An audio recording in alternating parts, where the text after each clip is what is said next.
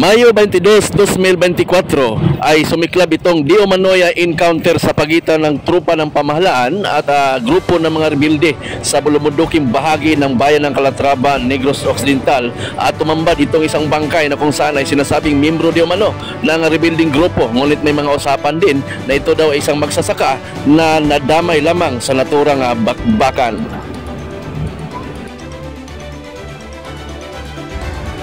Siya silingan sa pagkukuan biyahin din nagsagay kada semana mga labot mo diha di sa ang iyahang pangabuhian sa buntod ka kung sa kanya panguman yun kabuti sa akin